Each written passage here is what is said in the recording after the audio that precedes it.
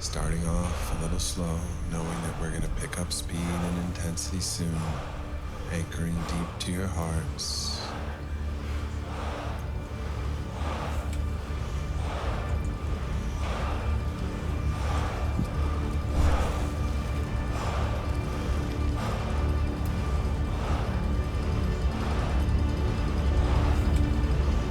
If the Catholic Church 100 years ago saw this, they would have burned everyone at the stake because they would have called it witchcraft. I don't think I have experience like this before. 100 years ago, it would have been called an exorcism. What the fuck? So, for Fit for Service, we have this melting pot of neoliberal pseudotherapy that pretends it is serving the world. People are literally fucking pulled in like a magnet. Fit for service, fit for service. But what are they going to serve in the end? The only thing that ends the cycle, ultimately, is love. Originally, this was, about tribes of people coming together. We're distancing ourselves a little bit from the ordinary world.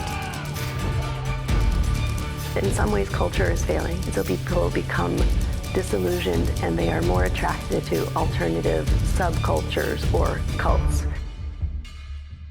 Anything you still desire for your life is possible. It sounds like you really want to not be a cult leader. At some point, the conscious people have to say, like, I hear you, I don't necessarily agree, here's my point of view, but I'm gonna love you. I'm gonna love you as if you were me. Fit for Service is an anti-cult.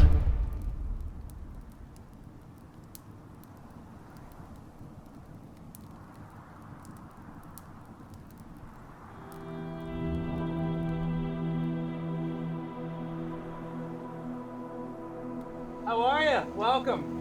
Just slow roll it on up and someone's gonna flag you into a spot. We'll keep this thing from getting dinged and then we're off to the races. All right.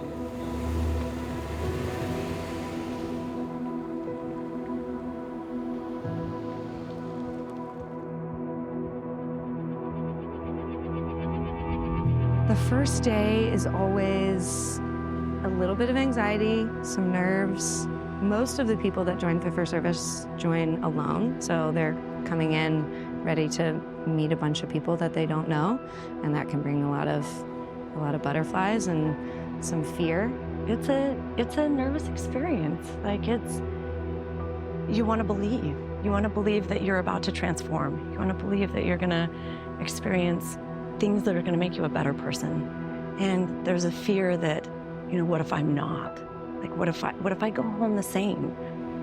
There's a lot of new people. You don't know anyone. Well, it's kind of scary because you're like, whew. We got a little more room over here in the front.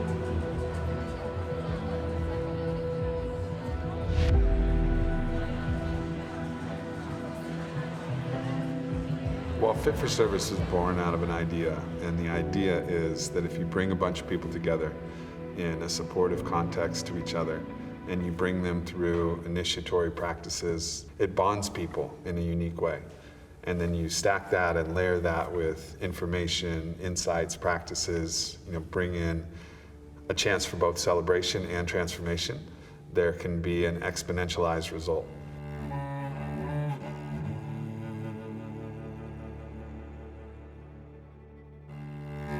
Fit for Service, maybe it's like a festival, but it's a different type of festival.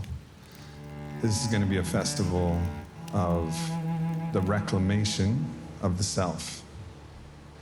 But the thing about the self is that if you just focus on yourself, you won't be able to see all of it, because there's little bits of yourself in everyone here. There is a little bit of you in everyone. And when you meet someone, there's an opportunity for that piece of that other person to illuminate that piece inside yourself.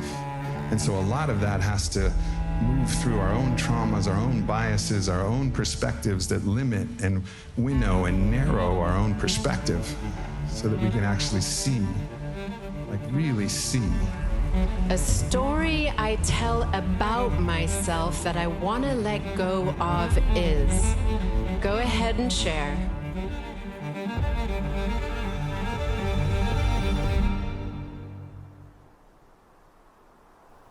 When I came here today, I was really, really, really nervous and scared. For the vast majority of my life, I haven't felt safe. Not with my family, not with really anyone. I had dealt with back-to-back assaults, and that person had promised that he would hurt me again if given the chance. So I ended up going into hiding for about 5 years, and I wouldn't leave my house. And I couldn't go to the grocery store or anything because I felt like he was gonna find me. And so I hid in my house for 5 years.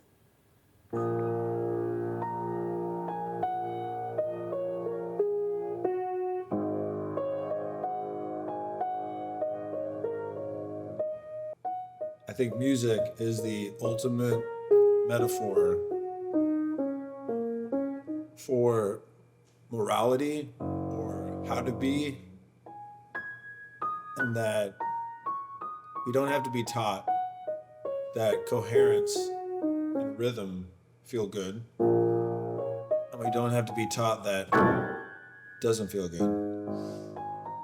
I don't know if a lot of people know this, but there's over 400 million people currently who are not only depressed, but they're so depressed that they're classified as being disabled. And I think that metric is one of the hallmarks that our culture is sick. And it's not a little bit sick, it's tremendously sick. And I think there's people who, for whatever reason, can feel it. They want to do something about it. I am a mother. I have 8 children. So that's been a good portion of my life. I chose to raise a large family. I'm the oldest of 9 though, so I came from a large family and just rolled right into the next phase of that same thing. I loved birthing children, raising them, but at the same time I'm like, but I haven't got to do me. Because I have a vision of who I really am, but it's really fuzzy, and I'm here to discover that.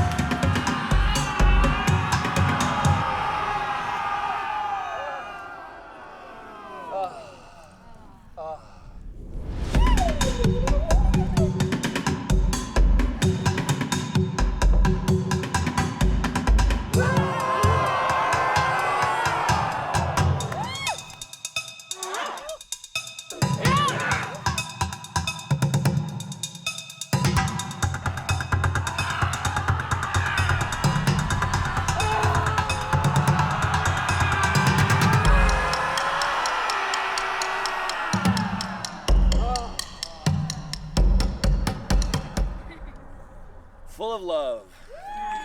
Full of love.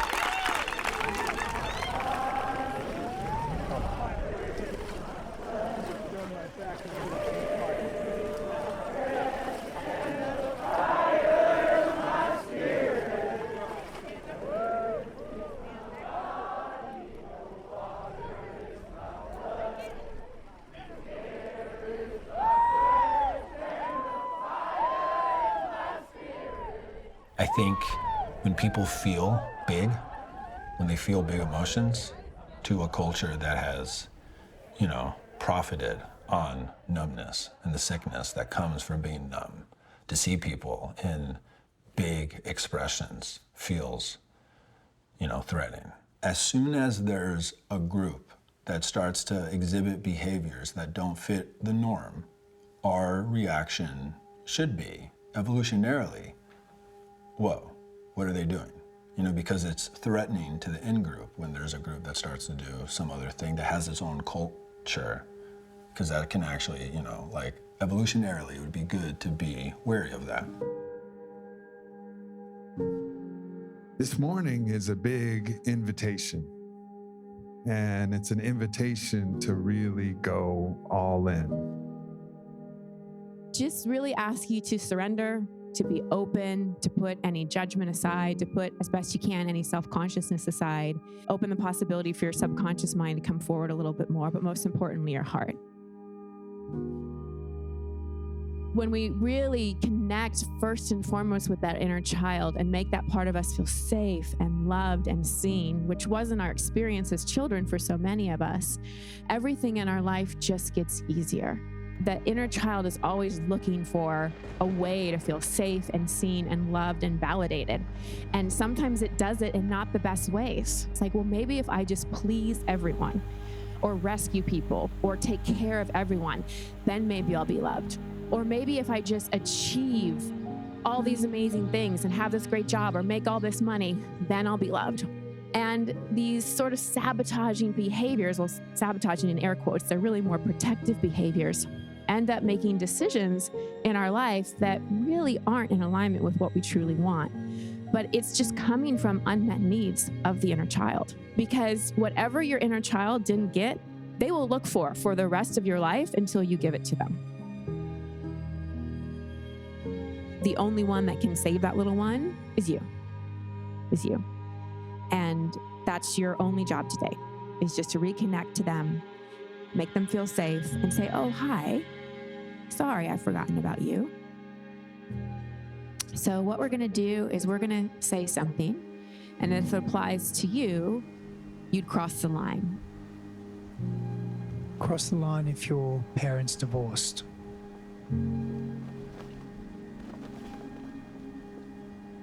Just looking across from you. What did it feel like for you when your parents divorced? What was your experience? Did your needs matter in that moment? If you've ever been abused in any way, cross the line.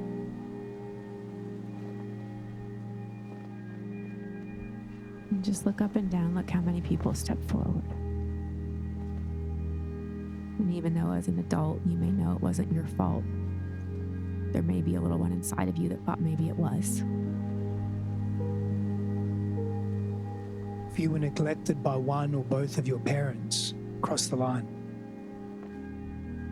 And where do you neglect and abandon yourself now as a result of maybe taking on that belief that you should be neglected, you deserve to be abandoned? And just notice how heavy and big of a human experience this is. And also notice that you are the one to break the cycle.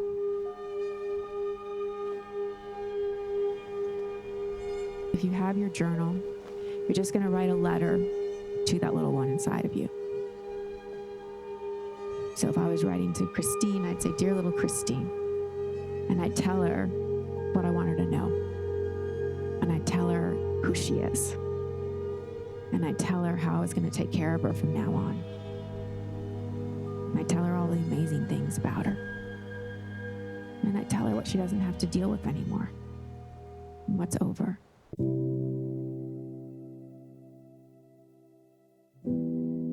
So you just did a beautiful job of telling yourself some things. And it's also really nice to hear it spoken to you. So the next process we're going to do is called the whisper exercise. So group A, all your job is right now is for you and your inner child to receive. Group B, you are going to be the whisperers. Meander around the room. You're going to go to as many people as you can, and you're going to whisper something in their ear that you think they may need to hear. I want you to imagine that's the voice of a parent, or a teacher, or a sibling, or a friend, or your own inner voice, or God, or whoever. Whatever it is the voice of truth.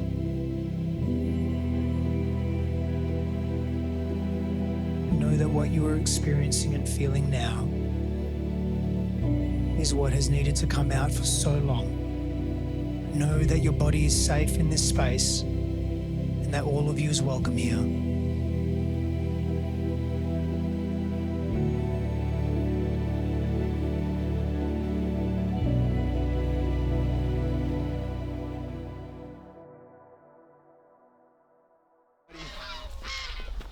Larry, you're bad for the camera. What do you want, Lulu? Tick, tick, tick, tick, tick, tick, tick, tick. Come here, look at this guy. He's big red cock. He's awesome. Big red. Couple man. Who's a good boy? Who's a good boy? Well, I mean, in part, that's what we're doing. We're creating a new normal, right? We're doing shit differently, not just for the sake of, you know, the rebel or you know, like being against the grain. We're taking the things that actually work, which are counterintuitive to what we were taught, and really bringing that to the forefront, not only in our practices in Fit for Service, but in everyday lives. And people take that leap of faith together, and all of a sudden, now we start graduating and growing at a much more rapid rate. To go from day one and that fear of like, you're not in a safe place, everything seems so different. Like I feel alive and like I feel good in my body. I never thought I would be here. I'm gonna go outside more. You know, I've been terrified of leaving my house and I've been afraid of the world and everyone in it. This week has shown me like, the world isn't scary. It's not scary. Like holy biscuits. I think we don't have a lot of examples in culture of people who have the ability to influence other people in a way that isn't predatory, that isn't something that is trying to extract more than they give. And so I don't blame anybody for thinking that this is some crazy culty ass shit that's going on, because that's all that they've seen before. That was the easiest way for me to explain to people what I was doing. I joined a cult in Texas, and we'll leave it at that.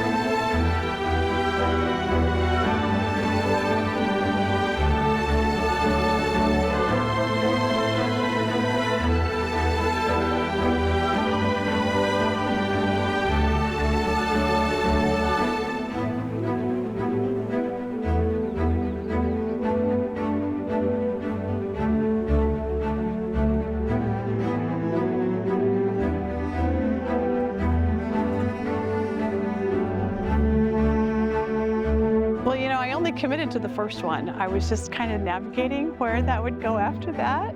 And, you know, life has kept taking me this direction. The power of what happens after a summit, and having had those months of like really deep work and transformation, and then being able to come back in here this week with everyone and to remember community and to remember that we're all doing this together has been so powerful. Kind of feels like the first summit was really a setup to really show up, understand that you're safe here, and then get a community of people that are also coming to do the work and see the vulnerability in them.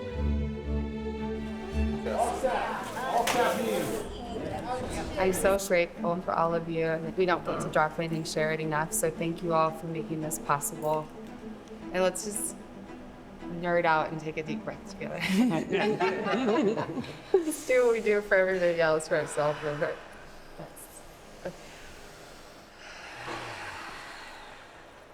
We're gonna have a lot of fun. Take moments to look each other in the eye, to take deep breaths, and to just come back to yourself whenever you need it. Cool. Let's have some fun, y'all. Right. Yep. So good to see everyone.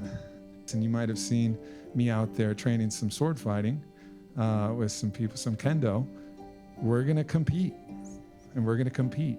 And we're gonna actually learn that this is an integral part of intra-tribal dynamics. I don't know if I could do it with my shoes. All right, well, we'll just go light. So basically, you're here in this position.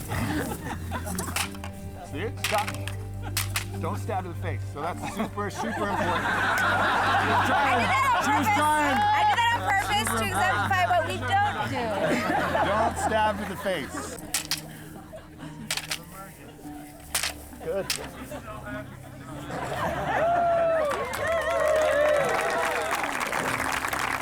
The game changes when you actually have to play defense. You're not able to be quite so aggressive because you have to actually mind strike and counter strike. So we'll see if she has the courage to put on her gear at some point too. We'll see. I'll fight you, I don't care. And so one of the things you can do is push. If you push the sword to the side, right, then there's an opportunity to strike across it. So yeah, I love competition.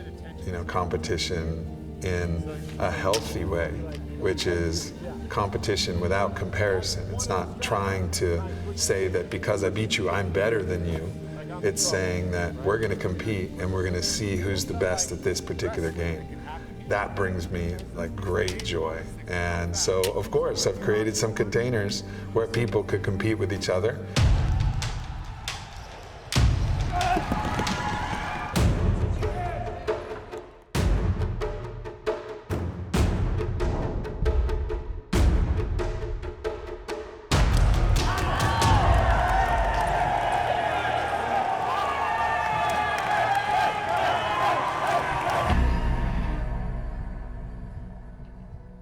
I think there are guiding archetypes that help us understand who we really are, and the warrior archetype is an important archetype. To me, the warrior is someone who does battle with their own internal resistance every day. This is not about battling some external force. This is about battling your own demons, battling your own resistance, and then coming out as the victor every day. This force of resistance, we're going to encounter it everywhere, all the time.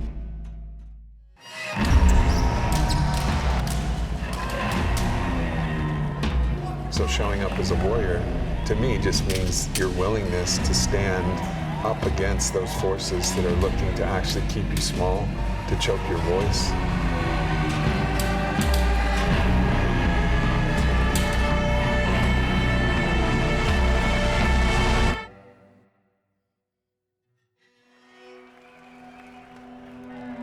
Competition is sacred, but comparison is profane.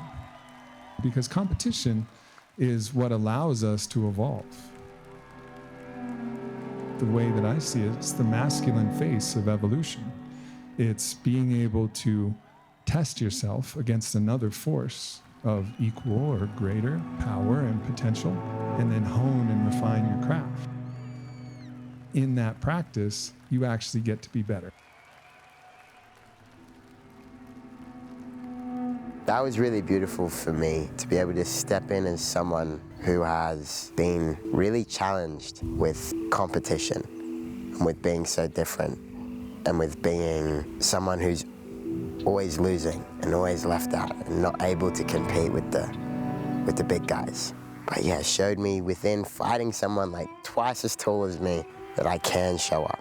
I am worthy. I can compete.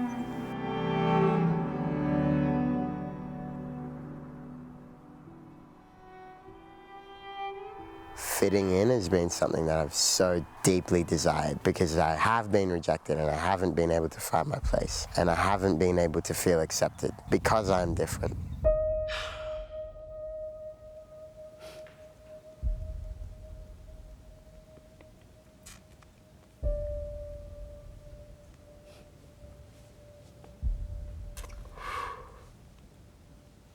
I wasn't expecting to have this response. I didn't set out to try to be a life coach. I have lived a life where I've made decisions that drove me into my healing path. Like my life was so dominated by my shadow, and the shadow happens because of shame. When we hide anything, even from ourselves, that happens because we're ashamed of something that's in us. And that rejection of self, that exile, that casting out of the self puts us at odds with ourselves. And there are so many beautiful things about me that I would not love and would not let be in the room with me and anybody else because of the stories I held from shame. It drove me to self-destruction. It drove me to prolonging so many of my dreams. Shame is one of the fundamental poisons to the human soul. Shame is this massive anti-life force. It's worth speaking to the fact that shame is evolutionarily adaptive to the degree that it helps you learn the rules of the culture that you're born into. Because if you're a child and you have no shame, you will likely do things that are just not appropriate. But as soon as shame gets to the place where it starts to inhibit your authentic expression of joy, of love, of artistic expression, it starts to inhibit the soul. When we experience exile, often that can be internalized, like something is wrong with me and I better be more like the status quo. I better put myself into a box where I know that from what I'm looking around the world and seeing, that is probably going to be the most accepted thing and that's going to keep me safe. The paradox of that is that we actually don't feel safe and we're freezing ourselves into a state that doesn't feel safe. Shame convinces us that we're alone in whatever pain we're in. And like, imagine the tragedy of being in a room of 1,000 people and they all think that they're alone in their shame. But if one person shared a poem about their shame, all 1,000 people would feel like they're not alone anymore. When you can open up and share something that you believe on some level is not lovable because it's so different and it's so strange or wrong or bad, and you actually get to express that, and other people bear witness, those other people are able to say, me too. I have felt that too. And through that openness and that sharing, you realize that you're not broken at all, that there's nothing unlovable about you and that there's nothing uniquely bad about you. And this whole world of possibility opens up. Oh man, this container's made it like safe for me to be myself, safe for me to be loved, and safe for me to love myself. And that's not something that I knew that I needed and that I craved and that I wanted so bad, of just to be seen for what's in my soul and not my shell and not my container. And it's been so special to be valued for that. Being able to break down to the most vulnerable parts of ourselves without any judgment.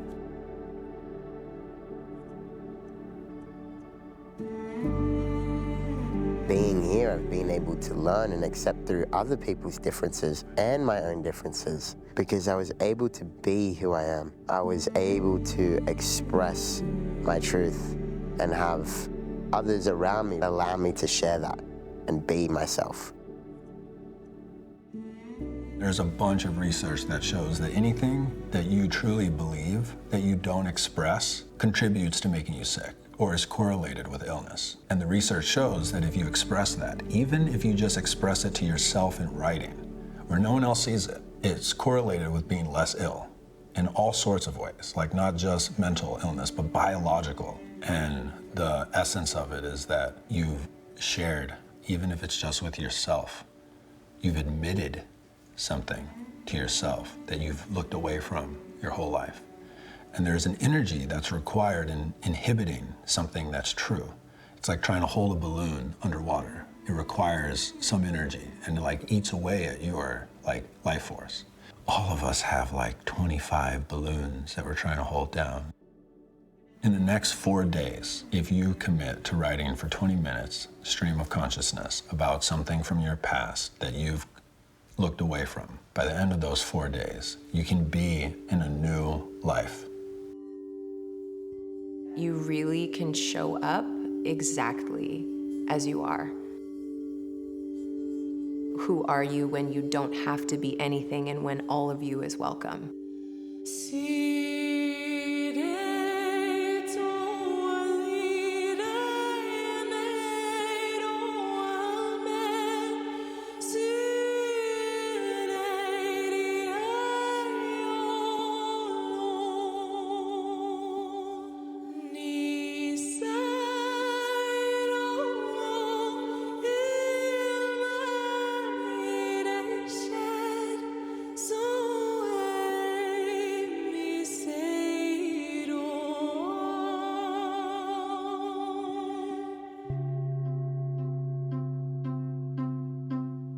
So there's something called diseases of affluence, which are like heart disease, obesity, alcoholism, and things like that. There's an invisible genocide happening in Western culture where more than 20 million a year of people are dying from diseases of affluence. And then stack on top of that, hundreds of millions of people have diagnosed mental illnesses.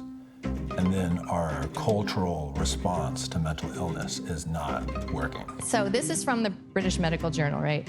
It says, unfortunately, in the balance between benefits and risks, it is an uncomfortable truth that most drugs do not work in most patients. For many of these patients that I worked with and for many people across the world, is that they get into this bind where these medications induce adverse effects, including perpetuating that which they say they're going to resolve. The editor of New England Journal of Medicine, she says, it is simply no longer possible to believe much of the clinical research that is published or to rely on the judgment of trusted physicians or authoritative medical guidelines. I take no pleasure in this conclusion, which I reached slowly and reluctantly over my 2 decades as an editor of the New England Journal of Medicine. So there are many good reasons why we have the impression that these medications work.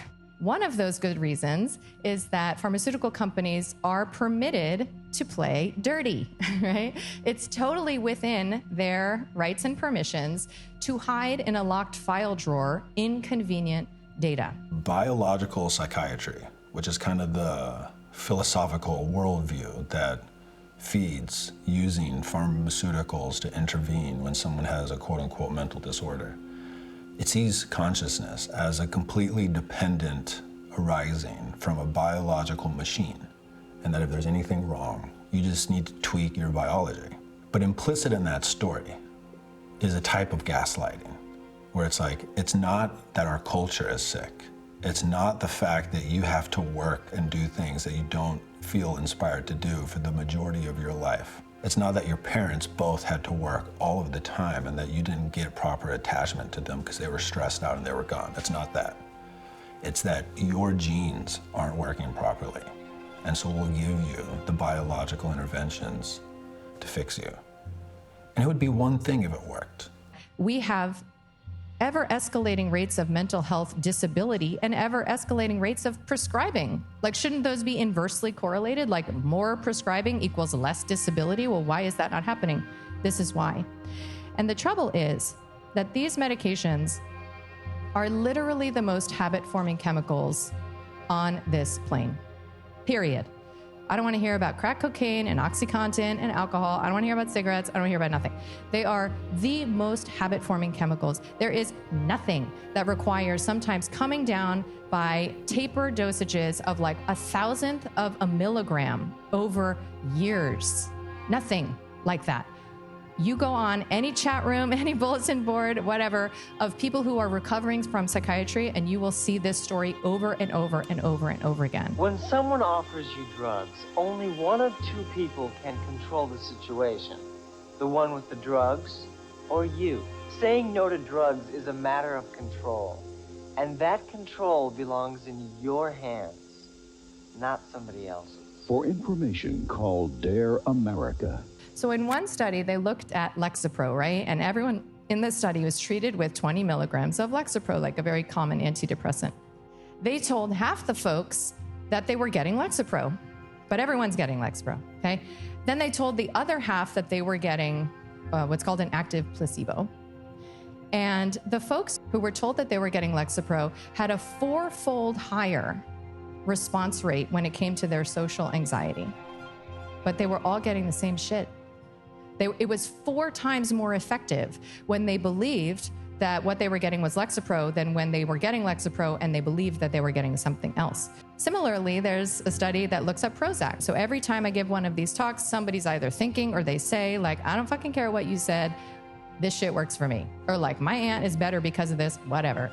Because these people are treated to remission, like it's working for them. And I think of this study. They are told that they're going to be randomized, but they don't really know if they're going to continue getting their same dose of miracle cure or if they're going to be randomized to sugar pill.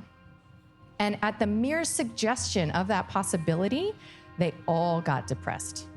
So they all became statistically significantly depressed at the suggestion of what's called, this nocibic effect, this negative belief system around the potential of that medication. So that leaves us in an uncomfortable place, right?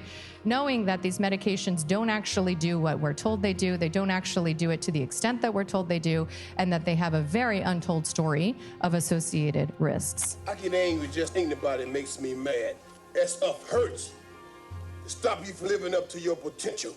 It holds you back. It hurts the user. It hurts his family. And it hurts his friends. I just want to shake some sense into you kids that are using drugs and thinking about using. So remember, don't, or else.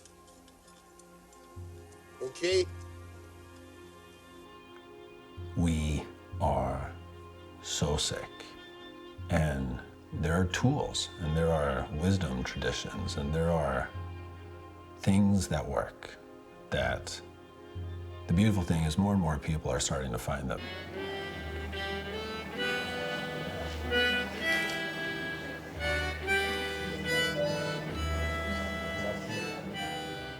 So today is a direct experience of transformation and healing, and all the shifts that take place are going to take place in your body through you. Our aim is to get you into a non-ordinary state of consciousness through the breath, to feel, to process. We're building life force and energy in the body. We're allowing it to move through, and it's going to shift our brainwaves pretty rapidly.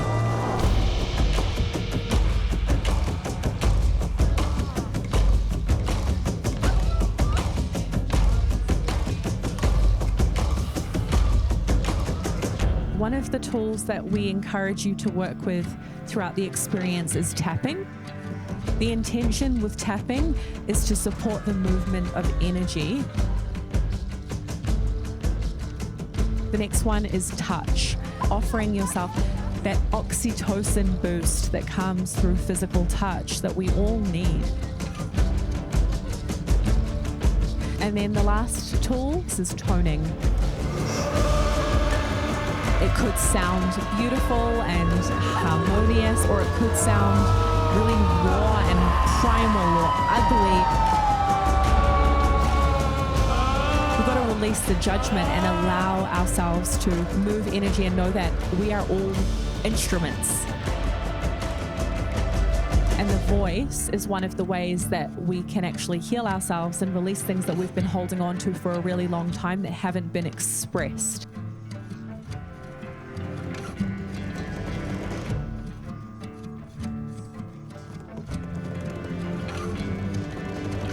If you can speak, you can sing.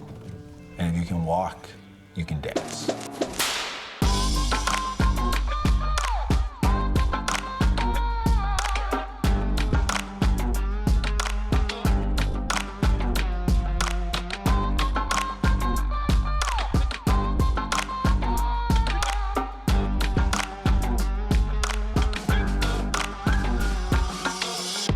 And so one of the tools is just getting people past their fear of their birthright of singing and dancing, and that itself can change the course of people's lives.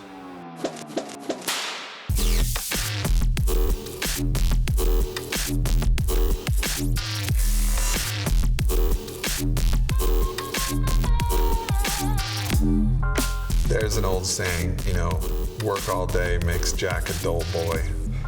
If all you're doing is the work and you're just so focused on showing up for the work, you start to lose your sense of humor. You start to lose your ability to play. And if you lose that ability to play, you've lost the plot. You've lost the plot of the story. And the greater plot line of the story is, yeah, it's hard. And we're here to dance and play and sing and come together through it all. All right, you having fun out there? Yeah, I got an idea. On the count of 3, everybody shout out something they learned today all together. 1, 2, 3. Beautiful. I was like, I don't know. I feel like I might be too broken to get through stuff. But now it's like there's an actual hope and sort of like a knowing, we're gonna be fine. I only feel like it's only going to get better from here. One of the guys gave a quote from Rumi, and it was, "We're filling the wounds with the light." Feels like that's what we're doing, and we all have the ability to put our own flavor on the medicine and go back and just serve in a greater capacity. It's like, oh, cool, you went through this ceremony. How did that change anything you do in your life? And I don't know if there's more important work I could be doing as a dad. I look at coming here as how do I remain more present, more grounded, and where in my life am I mindlessly chasing some sort of external validation? Maybe it's if I just achieved enough or I made enough money, then I'll be okay, then I'll be at peace. And that chasing and that frantic energy I create in my home. And coming and doing this work where I'm able to face those parts of my life in a safe container, I'm so much better of a father because of the work I'm doing here, because I feel more content within myself, and therefore I feel like I have more presence to give to my kids. It 100% has changed the dynamic in my family. My sons hug differently because they're received differently. They share differently. They express with others in a way that they exude more confidence. Changed our family for my generation, their generation, and the next generations, no doubt. The world is fiending for intimacy, yet they're so intimidated by intimacy. Even I'm talking to my black friends, like, the word say pause, man. You know, like, what you mean intimate? Pause. Like, bro, I fucking love you, man. How is the word intimate trigger you that way, you know? And it's just like, we are redefining cultural norms. What's funny for me with this experience is how difficult it is to answer the question of people outside of this community. Hey, what's this fit for service coaching program you're doing? I just fumble over the answer. I'm like, we teach each other how to listen and we breathe deeply for periods of time. I don't know. Oh my God. Is fit for service a cult? That's a funny question. No, it's a group of people with a collective idea of bettering our mind, body, and soul. There's nothing cultish about this, bro. It's just vulnerable interactions, creating with people. That's where the growth is. Every vulnerable interaction that you have, that's where the growth is. I might look hippie-ish, but I definitely don't feel like I'm a hippie. Hippies are, to me, flighty and lofty and stuck in the cosmos, where we are looking to find ways to explore and understand ourselves and our power and our greatness with full integrity in sober ways so that we can create the change. We're just growing with each other here, and we're just showing each other that there's no limit to the growth that we can experience. I got a message that New York Post is going to come out and they're going to come attack me. And they're going to come attack us. That bothers me. I'll be honest. I don't like that. Because I love us. I believe in what we're doing. I know what it is. And I know that those motherfuckers aren't going to talk to any single person who's ever been a part of it. And they're just going to talk about us. We're not putting a rope around this and saying, no, this is us. Nobody else can get in. We're like, no, come on in. Come on into a circle. Sit by the fire. Like, let us share everything. It's okay if you attack me. I'm pretty comfortable with that. You attack you? Don't attack my people. I've cried with them. I've danced with them. I've hugged them. I've heard their stories. I've held them in their trauma. I've laughed with them. Don't fucking attack my people.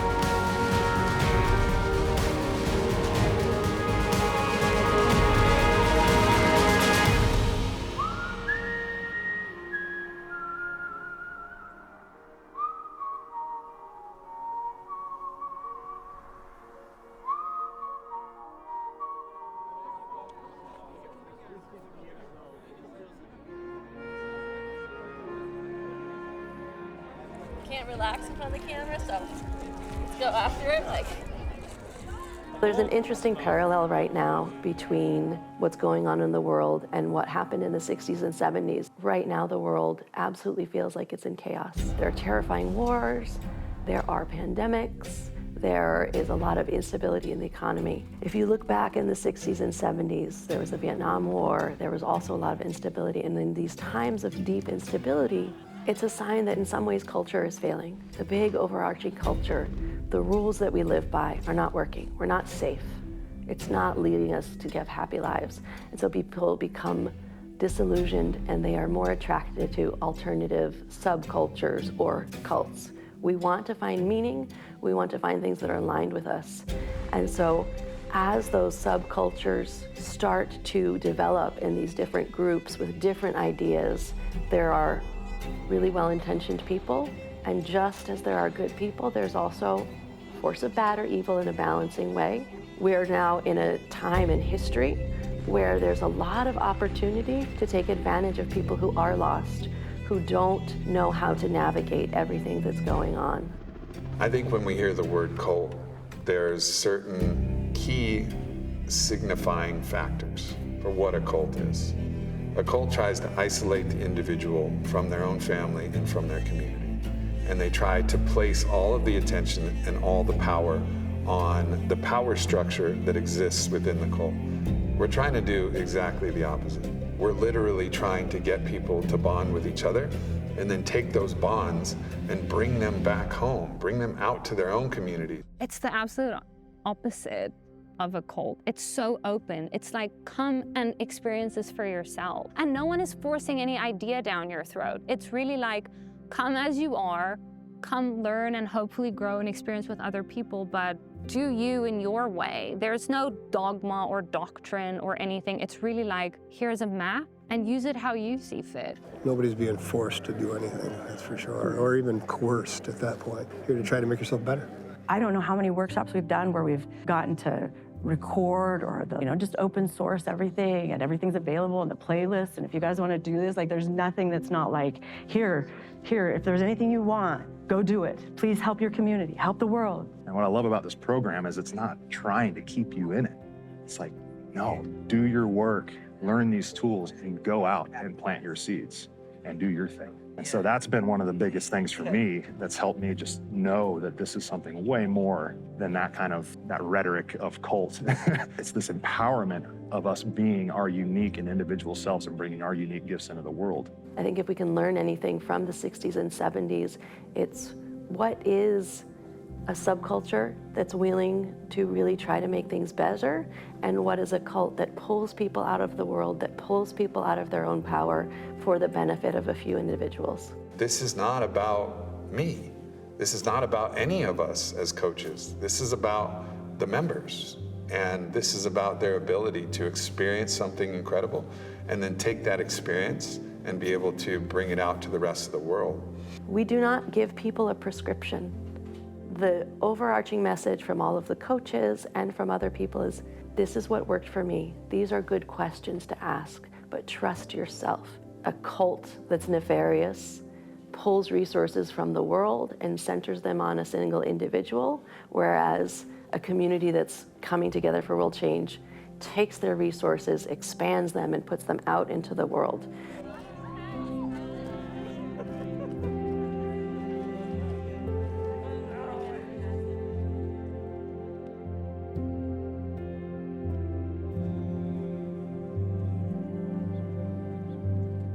Problem that people have when we can't process trauma. And of course, everything we're seeing in the world right now is about the culmination of multi-generational trauma. And the one thing that can process it is safety and trust. And archetypally, safety and trust it arises from the mother. Right? We are sitting on a field of safety and trust right now. The mother has a resonance to her, a huge field of goodness and truth and beauty that we are all reside within. And if we can tune ourselves to the field of energy that she offers us is going to help us then move our way through these levels of development. So let's just begin with 3 full, deep. Take a full deep breath in.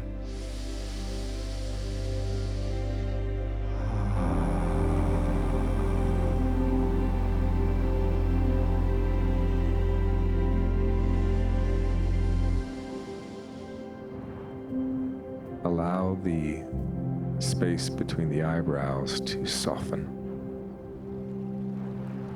Relax the need to know and the need to understand. And just rest your awareness lovingly into the stability beneath your feet. And just breathing in the fullness of our interdependency.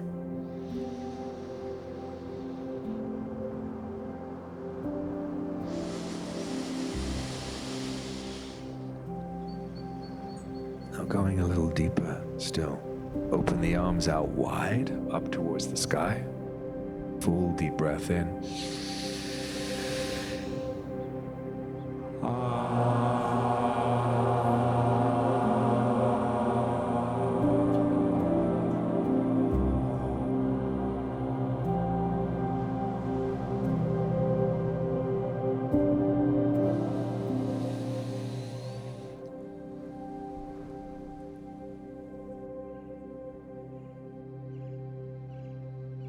I know what we do looks weird, but what we're doing is not something that we've made up.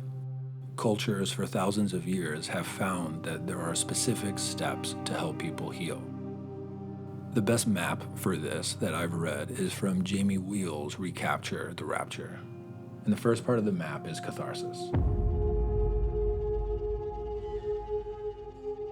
Catharsis is giving people permission to feel deeply. When you give people the right container and the permission and you remove shame, and that part gets to come out and express itself, it's so counterintuitive, but this heals us. Our favorite way to help people touch catharsis is breathwork. You teach someone how to breathe, and in an hour, they're gonna have a breakthrough. Starting off a little slow, knowing that we're gonna pick up speed and intensity soon, anchoring deep to your hearts.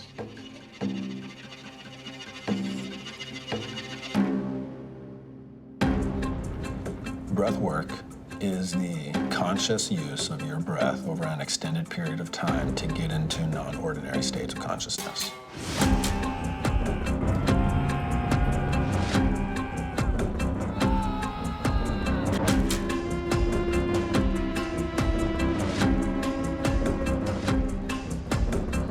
Of course, from the outside, it looks crazy.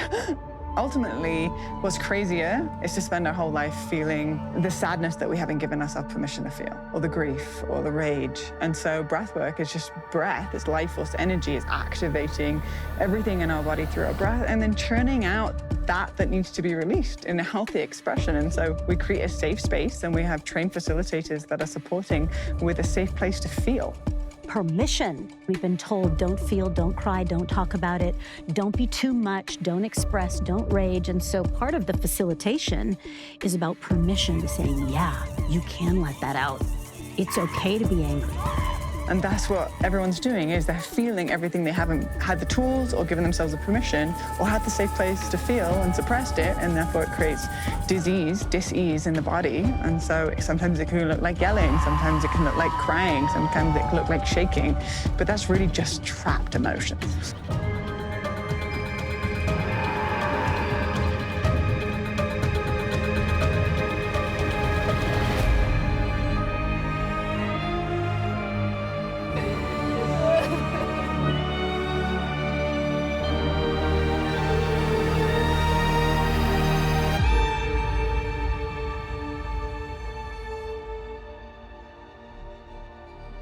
I love you. I am sorry. Please forgive me. I forgive myself for everything. I forgive you for everything. And through my forgiveness, I free myself. Become aware of your breathing every day.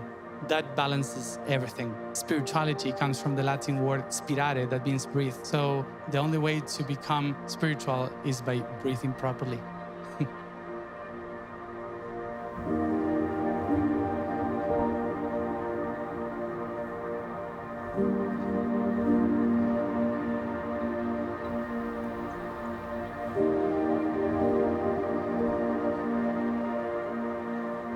One of the tools that we give people to help them process their cathartic experiences is to invite them to make art.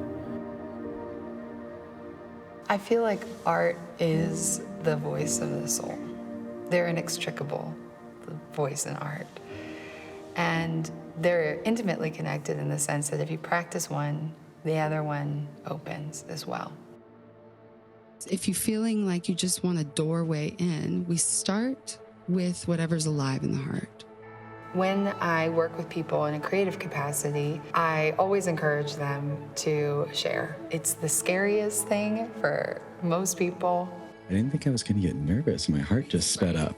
I am passing through, sometimes me, sometimes you. Here or there, I'm always true.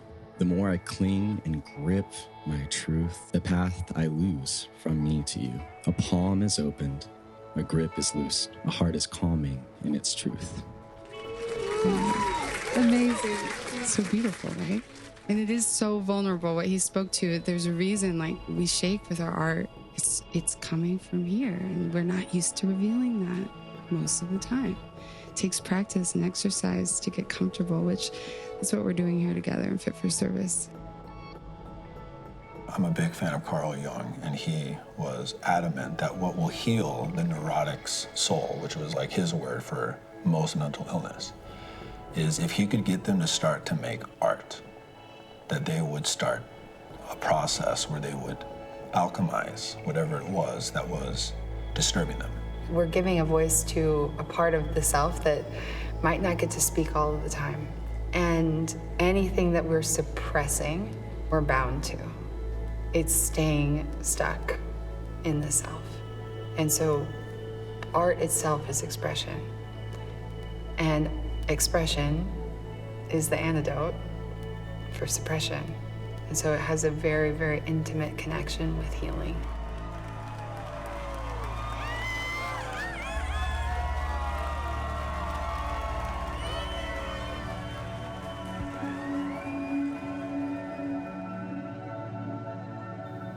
An equally important part in this process to catharsis is ecstasis. I think a good definition for ecstasis is a peak moment that is so beautiful that it inherently justifies all the pain that you have ever felt in your life and sets you on fire to help the world. And so one of our favorite ways to get people into ecstatic states is simply through dance.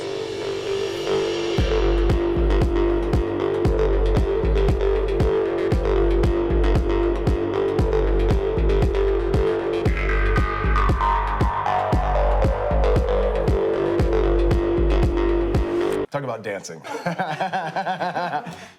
It's a funny one. We had a guy who was kind of on the fence and wanted to call with one of the coaches. And part of what he was on the fence with was seeing all the hugging and the dancing and body paint and the weird shit, you know, the woo-woo shit. It's like, you're bothered by the dancing, right? And he's like, yeah, it's fucking weird. And I was like, it is. It's supposed to be weird. It's supposed to be. And it's not dancing to be a fucking weirdo. It's dancing through the discomfort of what we've been told is weird. It's dancing through the discomfort of where my whole body is screaming, don't do that, don't do that. Where I get to do it. And the more I do that, the more freeing it is. So ecstatic dance is a practice where we take people with intention to really go on a journey into themselves and notice the parts in that subconscious programming of the body that are still trapped in old stories and are still living not in present time, not in the truth of where we want to be, but in the truth of where we've been.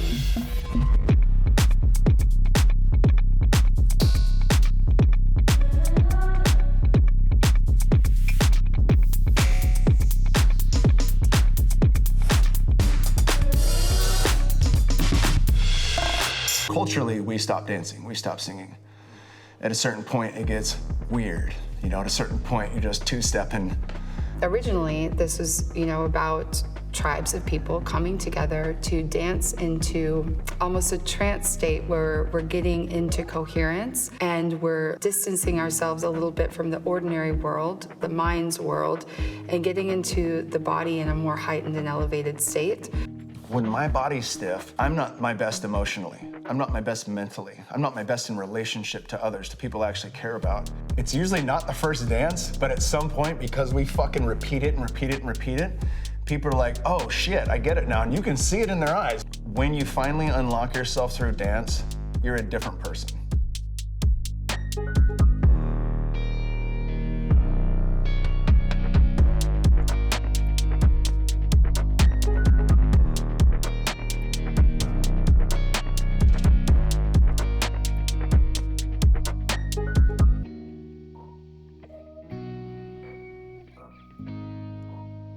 And the third part that weaves it all together is Communitas. So you can think of Catharsis is the caterpillar being turned into the mush of the imaginal cells.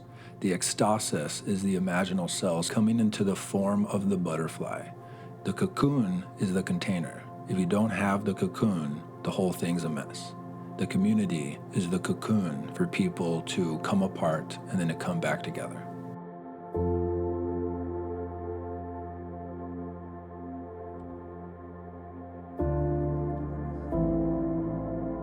Community is something that I don't think you can ever put a price on. One of the greatest values of community is putting yourself in spaces with people that have different views, different outlooks, different life experience than you, because you'll never actually learn who you are and what you believe in if you're surrounded by people that just believe the exact same thing. So community is a mirror of not only just the people that you want to be, but also the people that are opposite you, that you have to start to be around if you actually want to grow and break through the things that are causing you to feel unhappy in your life. I've felt incredibly alone all of my life. Even if I could be in a room full of people, and they're all people that I know, and they're all people that I like or enjoy or have fun with, that missing intimacy of like, do you really see me? Do you really know me? I've dealt with my own periods of loneliness throughout my life, and I can remember key moments where I've met just one great ally, one great friend, one brother of the way, one sister of the way, and how impactful just meeting one person can be. And you're like, oh, wow, like I don't feel so alone anymore. I don't feel so isolated.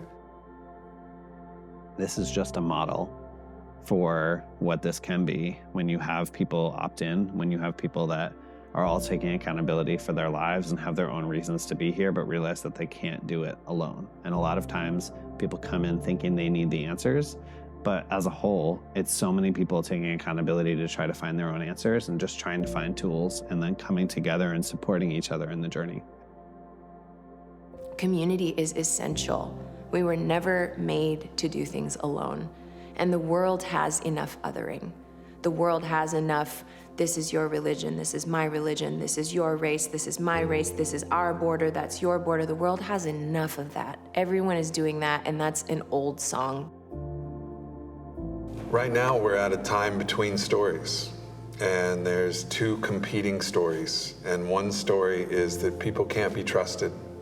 They need to be lied to. They need to be controlled. They need to be censored, because fundamentally, people are untrustable. And the other story is that people are actually inherently good and are trustworthy and trustable.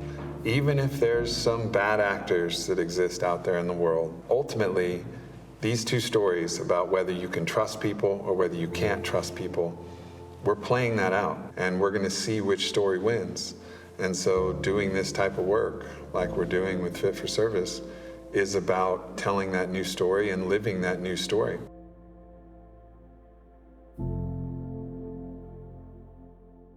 The moment that someone takes a look at this and they call it a cult, that gives them all the justification they need to stay away from all of these practices for any kind of community, any kind of gathering. It allows them to justify why they're not willing or desiring to have these transformations. So I think it is dangerous for people to immediately label everything that people are experiencing in community as a cult, because that just denies them the ability to experience the medicine that's contained therein. Now, that doesn't mean that people shouldn't have discretion. Any container like Fit for Service, any type of transformational container that actually gets you access to both ecstasis and catharsis, which is, ecstasy and then healing. It will open you up to be quote unquote reprogrammed, or to just change like fundamental beliefs about your value systems or whatever. That can be exploited. And so you have to be able to discern between like where not to go and where to go. And just a couple of things that you can use as like a checklist is there an explicit worldview that they're saying that you have to believe in? Red flag. Is this community, or are the leaders asking me to disconnect myself and to put boundaries against my friends and family? Or are they teaching me ways to actually connect with them deeper? Am I closing myself off from the world, or am I finding ways to be more open to the world? When they're in that state, is there anyone who is using that as an opportunity to become more intimate with you? That's a red flag. What does dissent look like in the community? What is the process of coming and going look like? Anytime when all of your sovereignty and all of your finances and all of your relationships are in one single place, you become vulnerable to manipulation and control. So that is something that we actively discourage, and that's something to really pay attention to if you're looking for a community, is does it allow you to come and go as your life changes, or is leaving a betrayal? I mean, it's not a cult. Well, people ask that question because we can't really define what Fit for Service is, because it's not one thing. We have in our society, we try to bring things down to their lowest common denominator. There are not a lot of things on the planet that look like what we're doing. It's easy to judge Fit for Service because they're a bunch of hot hippies and everybody's crying and there's so many hugs. Like, there's a million reasons to judge it. And also, we judge it because there's pieces of it that have permission that we aren't able to give ourselves yet. And so examples like Fit for Service trigger us because we don't allow ourselves to do half of what we see. People need discretion. So I don't even blame people for having that skeptical eye and wondering what's going on. But to not have clear discretion, to be able to tell the difference, that's a problem, because then everything in the world is dangerous. And if everything in the world is dangerous, you're going to stay isolated, you're going to stay alone. I am interested in that, because any kind of community, people just label it as a cult, and ultimately we judge what we don't understand. And in the same breath, what is cult? It's short for culture. And this has created a culture. It's a culture of humans that have a like-minded way of seeing the world. But honestly, I personally believe that we can't get enough safe spaces for people to be able to heal and feel, or feel and heal. And this is one of those spaces. It's going to be judged left, right, and center, but from the center of it, from the inside of it, from the person that has looked into the eyes of others that are genuinely healing, honestly, it's working. And I think that we need more people giving themselves permission to feel, so that we're not projecting it out into the world and feeding more division on the planet. So call it what you wish, but we only judge what we don't understand. If 200 people go through an experience that you think is wrong, and then you get to talk to all 200 of those people and ask them, what was that like for you? If all 200 people say it was one of the most beautiful things that has ever happened to me, you have two options. One option is to be so incredibly arrogant to believe that all 200 of them are brainwashed, or admit that you were wrong. And the truth is, 1,000 people will tell you it was one of the most beautiful things that they've ever done. So the question is, are you going to put yourself in a position to say all 1,000 of those people are brainwashed in a cult, or your snap judgment is incorrect? Yeah, when you first caught me, that was the first day, like yeah, I'm a different person. This year has been profound. I feel so much lighter. I feel so much more like myself, like who I guess thought I could be or might be. Yeah, I definitely didn't think any of this was possible. And then when I turned 30, I was like, I'm still here. Like, I can't believe it. Like, even when I was a kid, I never thought I would make it to 30. So it feels good that I'm still here.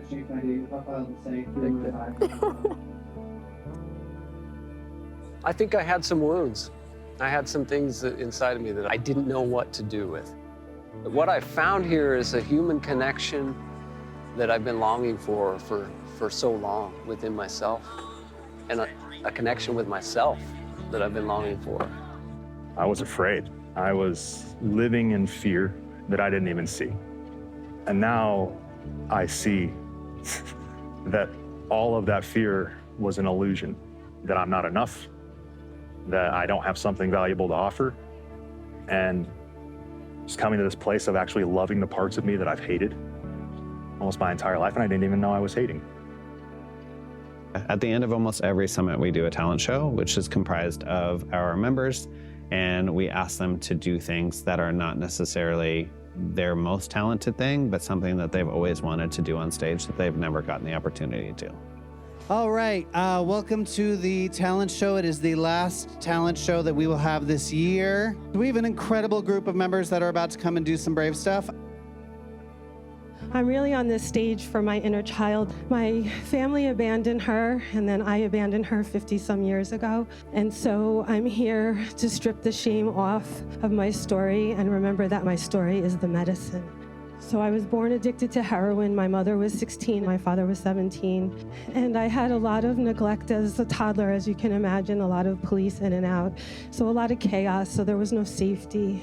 And I learned very early on conditioning. I learned in order to stay in this house and to feel safe, put a smile on your face, don't ask for anything, play small, be invisible. And I spent my whole life thinking I was broken. And I went around operating from these wounds, attracting relationships that were not healthy, and I never felt safe. I feel more safe here than I've ever felt, like ever. Like just the container, there's so much love here that I've never experienced. It makes me feel like I can feel love for myself because I feel it from other people.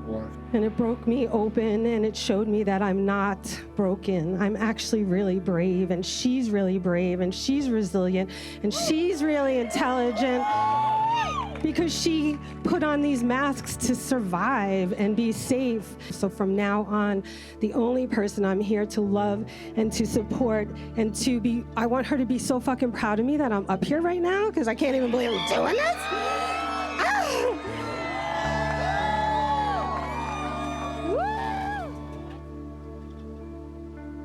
I don't think I have experienced kind of experience like this before. It's definitely a place of welcoming kind of vibration.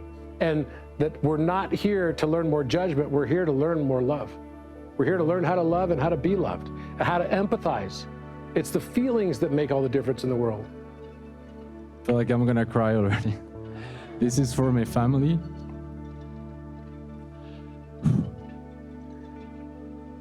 That couldn't sing so that I could sing here.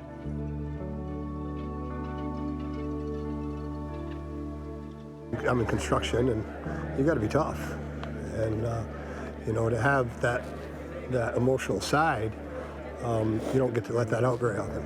And I'm in a bit of an emotional part of my life for some reason, so this gives me an opportunity to open up some, and you know, it's good. I try to fight it off, but you know, it comes out.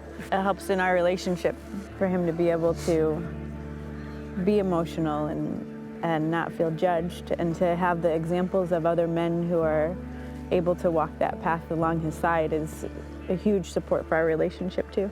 The vision to have put this many beautiful souls in one place, the strength of the spirit is unbelievable. This is a field of flowers.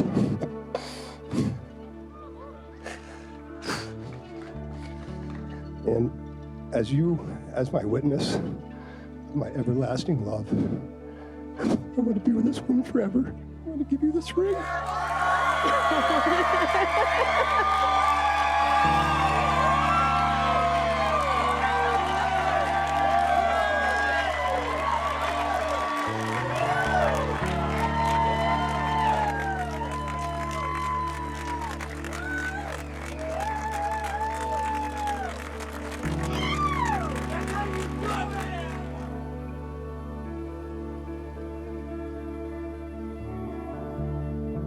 Honestly, it feels like anything's possible. It feels like I am no longer going to limit myself and my experience in this world. Like nothing's holding me back. I'm not holding myself back anymore.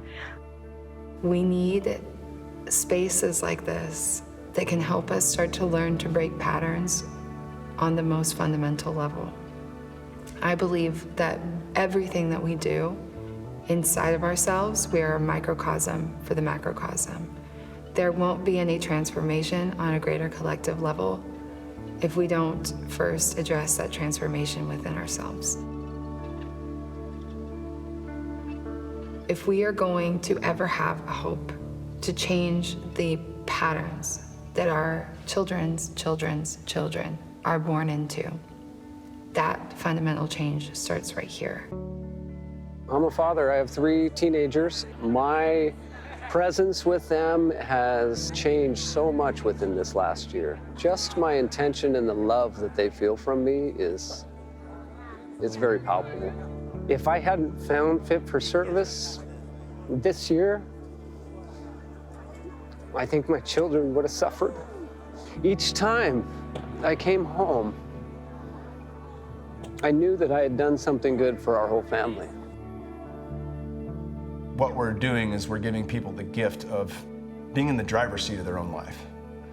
And so many of us were taught not to have that, right? Do the secure thing, do the this, the that, and the other.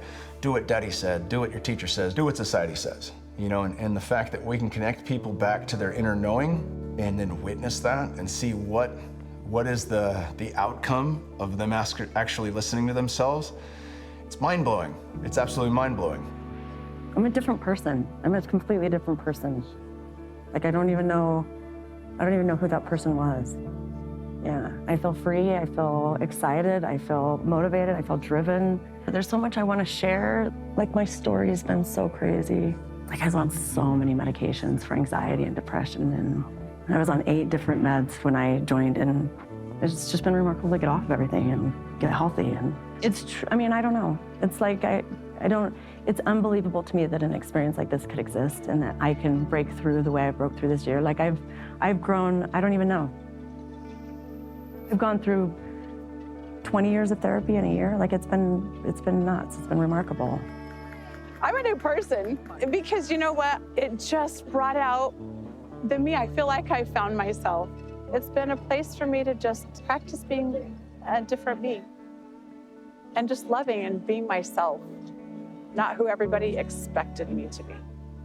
So I'm hoping to take forward to them, my kids, something that they can see that there's another path forward. They're in charge of their creating their own life. And I want my girls and my family and those behind me to see that, you know what?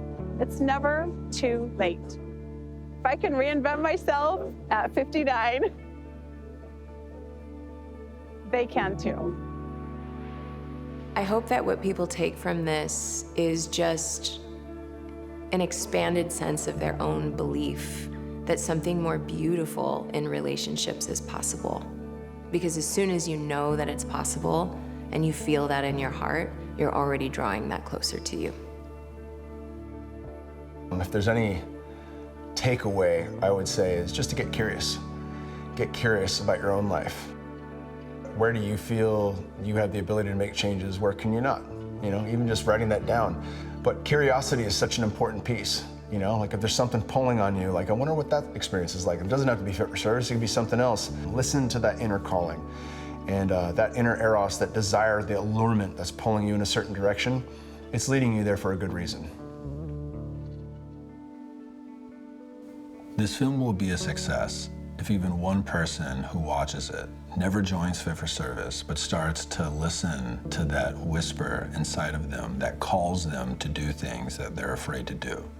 And through the act of trusting that and doing what they're afraid to do, they are going to find themselves in a life where they're gonna look back at the moment that they watched this documentary and they're gonna be like, I can't believe the trajectory that I was on and where I'm at now.